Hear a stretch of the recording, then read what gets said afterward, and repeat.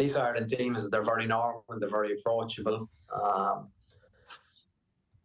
They you know what I mean, there's a great connection between the public. I was at the ground Saturday night, and there's, you know what I mean, I think this Rugby World Cup, they've got it right, because they've catered for a fan who isn't the big rugby head, or shall we say, your perceived rugby fan. There's a new audience being attracted to the games, and I think with that kind of DJ effect, or the songs coming in when there's a break and the pause, just adds huge energy to the ground. You know, you get a good value, even though obviously the tickets are expensive, but it puts people in good moods in the stand. There's another event going on outside of what's happening on the pitch.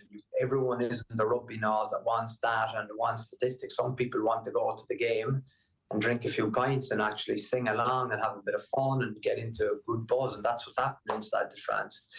And I think this group are playing for their public, and are incredibly proud to represent Ireland, and doing a brilliant job at the minute. Because, you know, I get it, I'm outside Ireland, you can see why some people don't like the Irish rugby team, because there's ex-players sometimes that are just, that don't give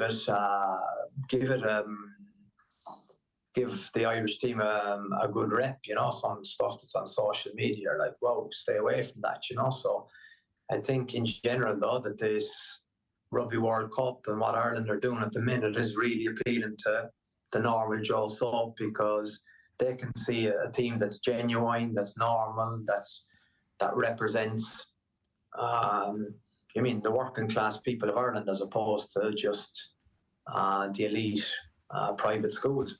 That isn't the goal for this World Cup. There's a lot in that.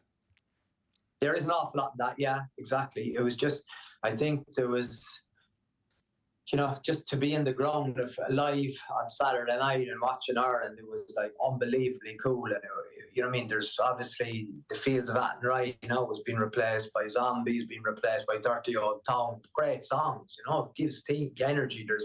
There's a buzz about this team. Ireland are getting recognised around the world. They're playing incredibly good rugby.